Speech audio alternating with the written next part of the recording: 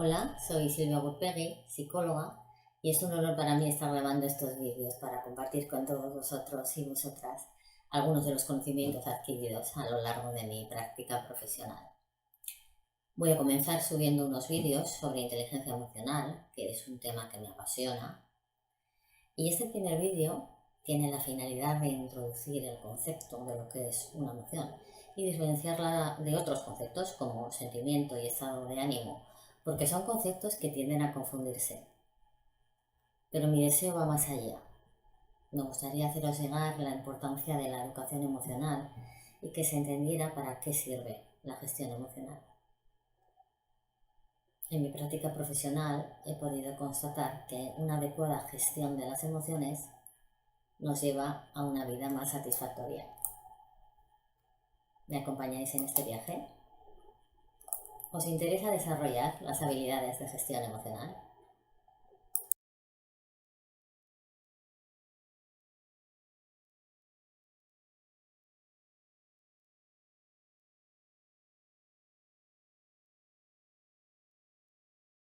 En este vídeo vamos a ver uno de los ingredientes básicos y fundamentales que tenemos que analizar cuando hablamos del concepto de inteligencia emocional.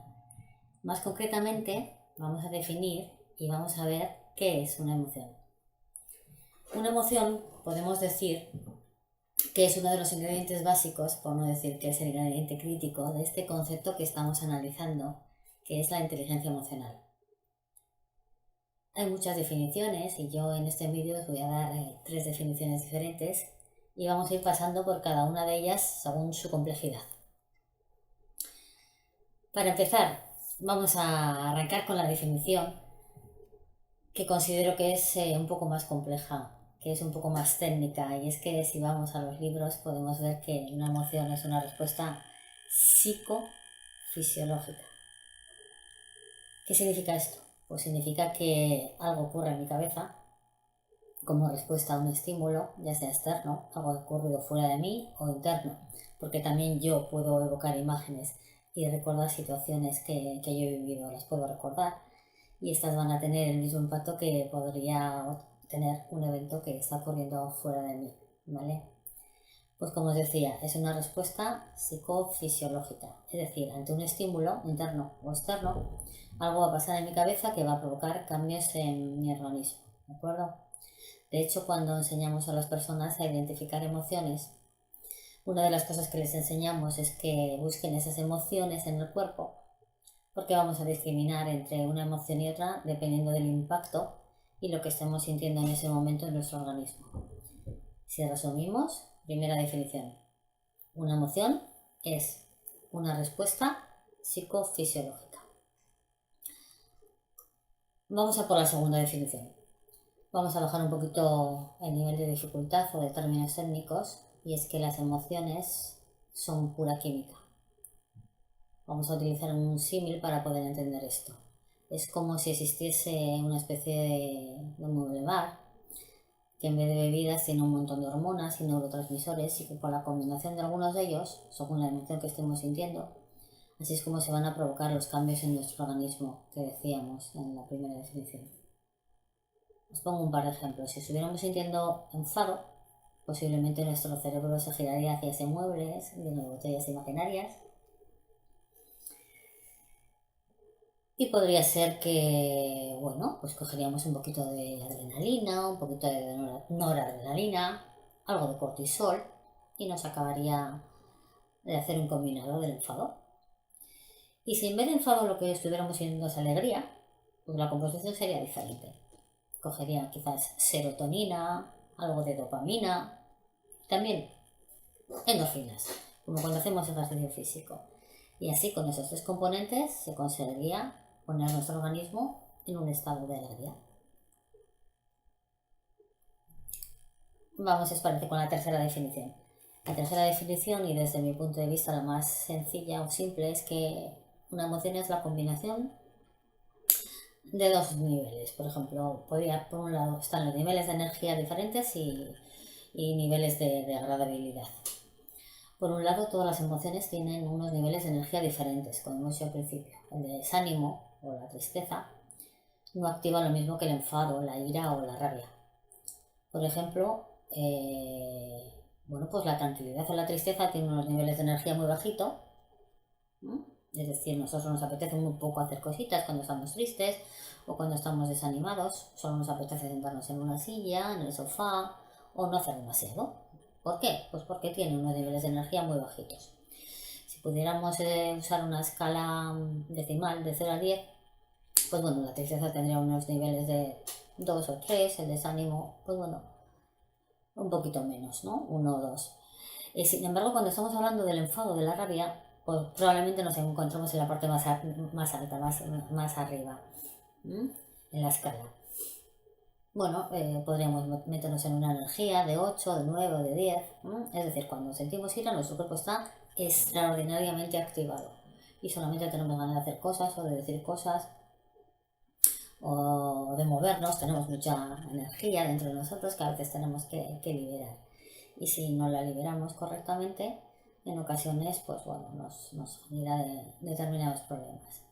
Entonces, una de esas dos variables que decía es que las emociones tienen una determinada cantidad de energía, y la segunda variable de esta explicación es que todas las emociones también tienen un determinado nivel de agradabilidad. ¿Esto qué significa? Pues que resulta mucho más agradable sentir una serie de emociones que sentir otras. Si utilizáramos esta misma escala decimal, vamos a utilizarla en horizontal, podríamos decir que quizás el 5 estarían emociones que no nos hacen sentir ni bien ni mal. Por ejemplo, emociones como la sorpresa, que depende de lo que viene después, pero en sí, la sorpresa no la podemos catalogar ni como agradable ni como desagradable. Imaginamos que desde este 5, desde este punto intermedio, somos capaces de movernos hacia la derecha según va incrementándose el grado de agradabilidad que tiene para nosotros una emoción. Entonces un 6 significa que la emoción es ligeramente agradable, 7 bastante agradable, 8 claramente agradable y un 9 pues muy muy muy agradable. Un 10 sería pues lo más agradable que he podido sentir en mi vida, ¿no? Y bueno, de acuerdo, si fuéramos del 5 para abajo, podríamos hacer la misma cara, lo mismo, pero incrementando los niveles de desagradabilidad. Un 4 ligeramente desagradable, 3 bastante desagradable y así hasta que llegamos al 1, que sería lo más desagradable que he sentido nunca. Bueno, con esas dos variables, haciendo una especie de eje de coordenadas y de abscisas, podemos evaluar y medir según el grado de intensidad, según el grado de energía que provoca a mí y también su grado de agradabilidad.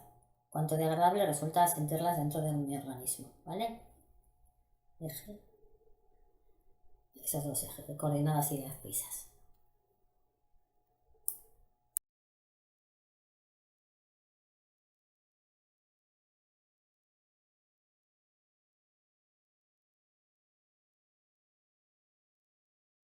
Para finalizar este vídeo me gustaría haceros una pequeña explicación porque hay algunos términos que se confunden mucho cuando le preguntamos a las personas qué es una emoción.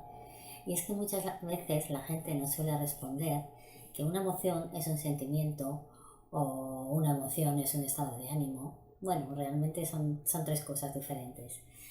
¿Por qué sabemos que una emoción, un sentimiento y un estado de ánimo son tres cosas diferentes?